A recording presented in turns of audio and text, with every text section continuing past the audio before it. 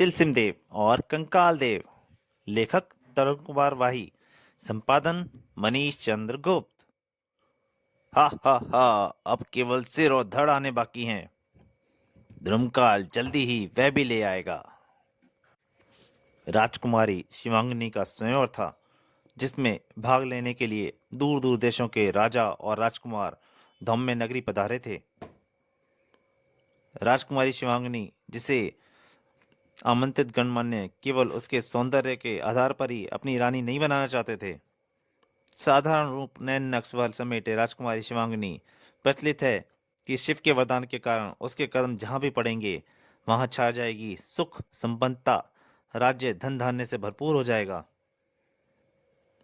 राजा धौम्य के अतिरिक्त वहां उपस्थित थे सप्त मुनि, महर्षि कोब्बल, महर्षि अश्वपति, महर्षि उपमन्यु, महामुनि अष्टावक्र, मुनि अदालक, श्वेतकेतु और मुनि जम्बाल।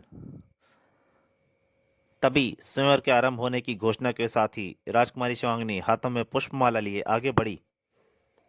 ना जाने किस भाग्यशाली की किसके किस्मत में लिखी हुई है। और अभी एक कदम आगे बढ़ा ही था कि अचानक जैसे धरती उलटी। अरे! सभा में उपस्थित सभी राजा महाराजा गिर पड़े थे, स्वयं राजकुमारी शिवांगिनी भी।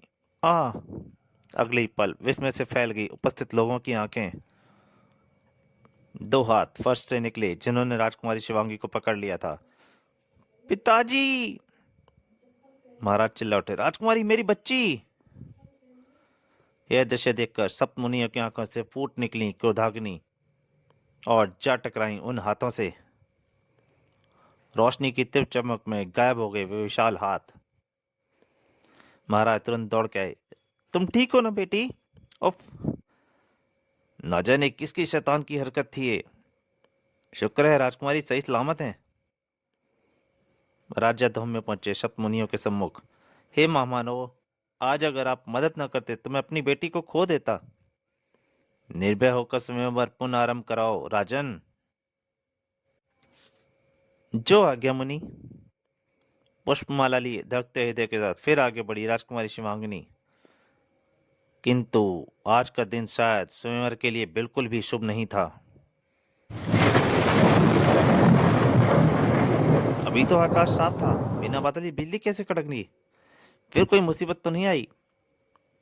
बिजली चमकने के साथ ही आकाश का रंग लाल हो उठा था।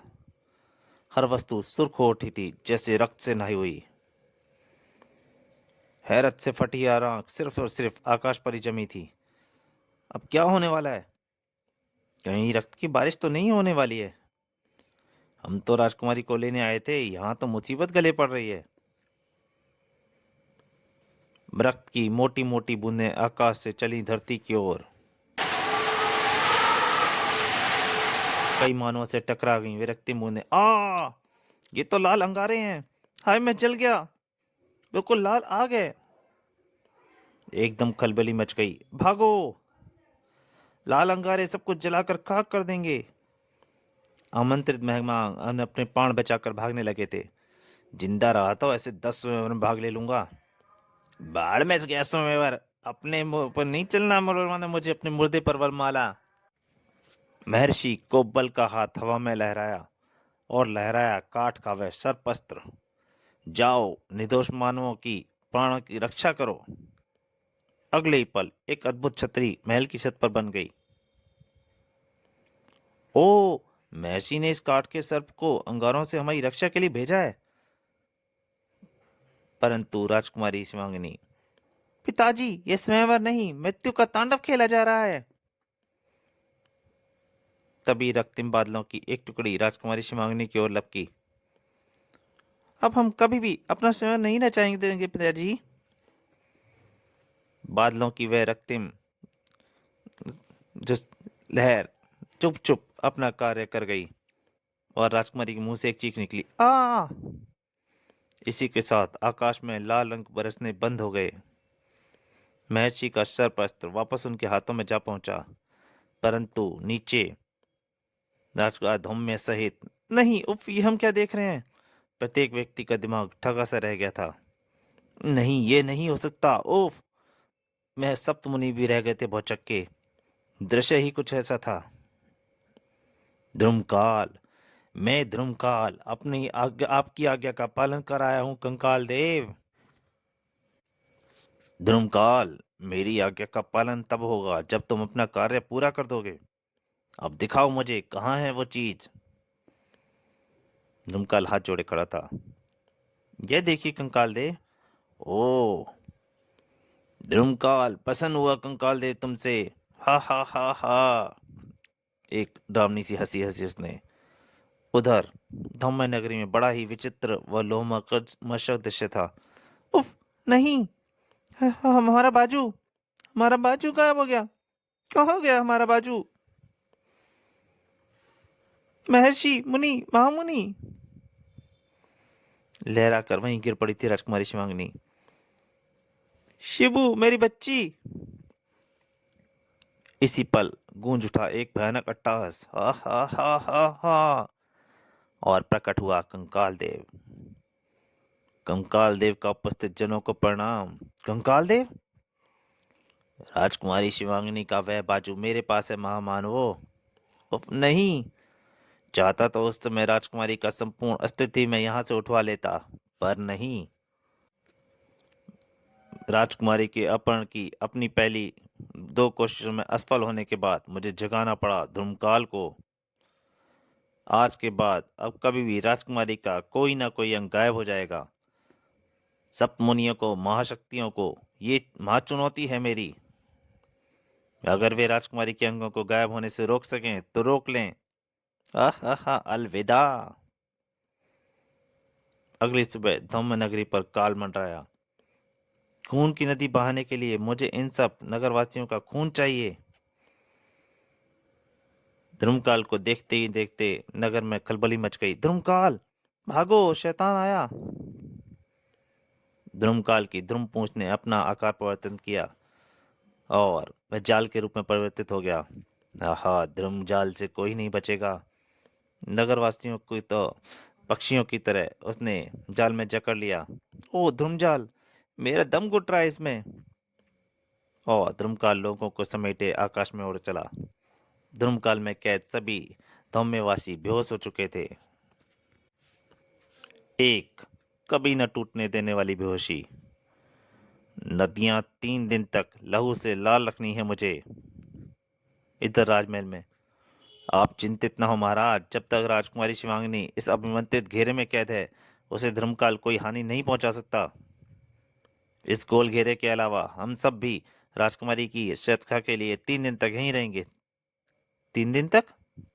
हाँ राजन, 3 दिन राजकुमारी पर संकट का योग है और हमें इस संकट का सामना करना होगा। तभी हा हा हा, तो इस घेर में सुरक्षा रखा है तुमने इस राजकुमारी को? सभी के मुंह से एक साथ निकला, ध्रुमकाल। मुनि उदालक का चक्रास्त्र उड़ चला ध्रुमकाल की ओर समाप्त करने। इस ध्रुमकाल को अंत करके आ चक्रास्त्र। ध्रुमकाल को चीरता हुआ निकल गया चक्रास्त्र। ध्रुमकाल को चक्रास्त्र कैसे काट सकता है? तुम सब मिलकर भी ध्रुमकाल को नहीं रोक सकते। महर्षि श्वेत केतु का जिस्म हवा में लहराया। शैतान, तू बचेगा नहीं। मैं जानता हूं सप्तमुनि अमर हैं, पर मैं तुमसे हारूंगा भी नहीं। ध्रुमकाल कई टुकड़ों में बट गया। धुएं का एक एक टुकड़ा मेरे अंग का हिस्सा है, पकड़ो मुझे। धुएं की एक लकीर लपकी राजकुमारी की ओर। ओ शैतान, धुमकाल राजकुमारी की ओर बढ़ रहा है।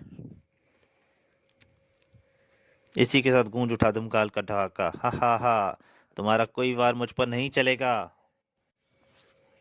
ध्रुमकाल ने ध्रुम फंदा बनाया। अब मैं करता हूं अपना कार्य। फंदा राजकुमारी की दूसरी बाजू पर कस गया। आ! राजकुमारी के मुंह से एक चीख निकल गई। अगले ही पल, नहीं, हमारा दूसरा बाजू! ओ! और बेहोश होकर गिर पड़ी वह। ध्रुमकाल हो गया था गायब। मुन्नी, उफ, ये कैसी भयानक खेल खेला जा रहा है मेरी बेटी के साथ। राजन, कई बार शैतानी शक्तियां सदाचारी शक्तियों पर भारी जरूर पड़ जाती हैं, लेकिन अंतर्जीत सदाचारी शक्तियों की ही होती है। राजकुमारी शिवांगिनी के इन 3 दिनों के यह ग्रह योग के कारण ही शायद ऐसा हो रहा है। तभी, महाराज रक्षा कीजिए महाराज! प्रजावासी दुहाई करते हुए पहुंच गए थे। ध्रुमकाल ने, नगर में आतंक मचा रखा है महाराज। ध्रुमकाल! महाराज गुस्से से चीख उठे। ध्रुमकाल की ध्रुम शक्ति के आगे सभी बेबस थे। ध्रुमकाल अपने साथ फिर से काफी नगरवासियों को बांध कर ले गया था। अगले दिन राजकुमारी की एक टांग भी गायब हो गई। हाँ पिताजी, नहीं, उफ। इधर सप्तमुनि जुट गए एक महायज्ञ में। ओम महाशक्ति नमः। ओम महाशक्ति नमः। उधर कंकाल देव, हा हा हा, अब केवल सिर और धड़ आने बाकी हैं। इधर राजकुमारी के प्रत्येक अंग के गायब होने के साथ ही साथ बढ़ जाती थी राजा धौम्य की चिंता। मदद कर प्रभु, मदद कर! इसी पल चीख निकल गई राजा धौम्य के मुख से। पूरी राजकुमारी शिवांगिनी गायब हो चुकी थी। नहीं, मेरी बेटी! उसी समय कहीं कंकाल देव की हंसी में विश्व घुल गया था। ही, आखिर मैंने तुम्हारा अपहरण कर ही लिया राजकुमारी शिवांगिनी। ओह, मेरे सभी अंग सही सलामत हैं। कौन हो तुम शैतान? कंकाल देव, एक मुनि के शाप के कारण मुझे मेरा स्वरूप ऐसा हो गया है, जिसे वापस पाने के लिए मुझे पाताल की भैरवी चाहिए, जिसे केवल तुम ला सकती हो। कल पाताल की भैरवी की रक्त की प्यास बुझ जाएगी और पाताल नदी भीतर जाने का रास्ता देगी। तब तुम्हें जोना होगा पाताल की भैरवी लाने के लिए। नहीं शैतान, मैं हरगिज नहीं जाऊंगी। राजकुमारी की झुंझलाहट पर गूंज उठा कंकाल देव का ठहाका। उधर सप्तमुनि का महायज्ञ पूर्ण होने को था। इस अंतिम आहुति के पश्चात यज्ञ पूर्ण हो जाएगा और हम सप्तमुनियों की शक्तियों से मिलकर उत्पन्न होगा शप शक्ति। अंतिम आहुति यज्ञ अग्नि को समर्पित कर दी गई। ओम अग्नि नमः। इसी के साथ अग्नि की प्रचंड ज्वाला लपकाई। इधर धौम्य नगरी पर मंडराया धूमकाल। हा हा हा, आज धूमकाल अंतिम बार आया है तुम्हारे नगर में। धूमकाल! धूमकाल को देखते ही नगरवासियों की जान पर बनाती थी। धूमकाल का बदल गया एक पिंजरे में।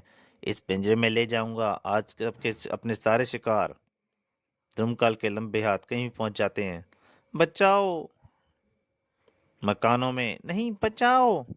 धूमकाल के भय से कुछ लोग कुएं में कूद गए थे और वहां पर भी ध्रुमात यहाँ भी आ पहुंचे। बचाओ! ध्रुमकाल ने पिंजरा जानवरों की तरह ठूंस कर भर दिया इंसानों से। अब चले पाताल नदी की ओर। लेकिन आज उसका सामना किसी और से भी था। ठहर जा शैतान, इतने सारे इंसानों को लेकर कहाँ जा रहा है? ओ, ये तो कोई जिगर वाला लगता है। ध्रुमकाल को रोकने की हिम्मत दिखा रहा है। कौन है तू? सब शक्ति, तेरी मौत! सुनकर ध्रुमकाल हंसा। मुझे हंसी आई तेरी बात सुनकर। जा, चला जा और शुक्र मना कि इस वक्त मैं जल्दी में हूं, वरना तू बचता नहीं रे सब शक्ति। ये दृश्य कहीं और भी देखा जा रहा था। शब शक्ति ध्रुमकाल का काल अवश्य बन जाएगा।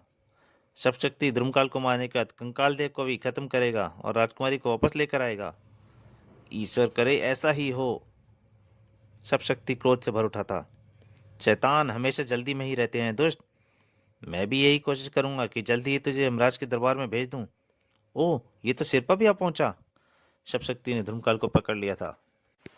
शब शक्ति का वार चला। ढिशुम! इसने तो घुसा भी मार दिया मुझे। और उसके सिर की टक्कर, अब टक्कर भी। ये तो सांड की तरह अड़ गया है, लड़े बिना नहीं मानेगा। लेकिन अगर मैं लड़ा तो फिर मुझे ये पिंजरा गायब करना पड़ेगा। करना तो पड़ेगा ही, वरना मैं अपनी धर्म शक्ति का इस्तेमाल नहीं कर पाऊंगा। और उसने सभी नगरवासियों को नीचे फेंक दिया। अब आएगा मजा युद्ध का। ये मेरा पहला वार, धुम वार। और पहले ही त्रिशूल के रूप में शब शक्ति की छाती में जाके धस गया। धर्मकाल बदल गया गेंडे की शक्ति में। धर्मकाल के लिए कोई भी रूप बदलना असंभव नहीं, संभव है। और गेंडे के रूप में जाके सब शक्ति से जाके टकराया। ओह! धर्मकाल गेंडा शक्ति के साथ पुनः दौड़ पड़ा। इस बार इसे उठाकर 7 समुद्र पार फेंकूंगा। लेकिन धर्मकाल ऐन वक्त पर अपनी चाल परिवर्तित कर गया और तो कोई क्या करेगा उसका मुकाबला। धर्मकाल गेंडे की जगह एक बड़े विशाल अजगर में बदल गया था। उफ! यह कैसा? इसने तो फिर रूप परिवर्तित कर लिया। शप शक्ति उसे छू भी ना पाया था। आ और ध्रुमकाल अपना काम करने के बाद फिर के गायब हो गया। गायब? सप्तमुनियों के चेहरों पर अब मंडराई चिंता की कई कई लकीरें। ध्रुमकाल पर शप शक्ति कोई वार नहीं चल रहा। ध्रुमकाल की अद्भुत जैविक शक्तियां हासिल हैं उसको। ध्रुमकाल को मुनि अश्वपति की परेशानी पड़ गई। इसका मतलब सब शक्ति को हार माननी होगी ध्रुमकाल से। यह सुनकर मुनि को बल क्रोधित हो उठे। नहीं, सब शक्ति हार नहीं मानेगा। किंतु इस प्रकार ही युद्ध होता रहा तो सब शक्ति की हार निश्चित है। हमें एक नाम की स्तुति करनी होगी और वह नाम है तिलसिम देव। भगवान तिलसिम देव, बाबा तिलसिम देव। गूंज उठे स्वर हिमालय की चोटियों में। ओ, किसने पुकार लगाया हमें? क्या कोई संकट में है? तिलसिम देव। सब शक्तियों के स्वर गूंज रहे थे एक साथ। हे तिलसिम देव, मदद कर। सब शक्तियों की पुकार। मुझे जाना ही होगा वहां। इधर ध्रुमकाल सब शक्ति के चारों ओर कोहराम बनकर वह छा गया था। ओ सप्तमुनि, मेरी मदद करो, घने धुएं में मुझे कुछ भी नहीं देख पा रहा हूं। सप्तमुनियों की आवाज में तीव्रता आती चली गई। तिलसिम देव, मदद करो, तिलसिम देव, तिलसिम देव। और प्रकट हुए तिलसिम देव, शक्ति देव तिलसिम देव। हे सप्तमुनि, तिलसिम देव का प्रणाम स्वीकार करें। तिलसिम देव। सप्तमुनियों का ध्यान तिलसिम देव किया गया। प्रकार दृष्टि, मधुर स्वभावी, परोपकारी। तो ये है बाबा तिलसिम देव। जैसा सुना था वैसा ही पाया। शक्तिदेव तिलसिम देव को सप्त मुनियों का प्रणाम। आपके साक्षात दर्शन पाकर हम धन्य हो गए प्रभु। तिलसिम देव को राजा धौम्य का प्रणाम। कृपा कर मुझे ईश्वर के समतुल्य सम्मान मत दीजिए। महापुरुषों, मैं तो एक साधारण सा मानव हूँ जो नागलोक में किए अपने पापों का प्रायश्चित कर रहा हूँ। आप धन्य हैं तिलसिम देव। राजा धौम्य करुण स्वर में कह उठे। तिलसिम देव, ध्रुमकाल ने पृथ्वी पर आतंक मचा रखा है। मैं श्री अष्टावक्र। हे महान तिलसिम देव, शैतान ध्रुमकाल सप्तमुनियों द्वारा प्रज्वलित याज्ञाग्नि से उत्पन्न सप्त शक्ति पर भी भारी पड़ रहा है।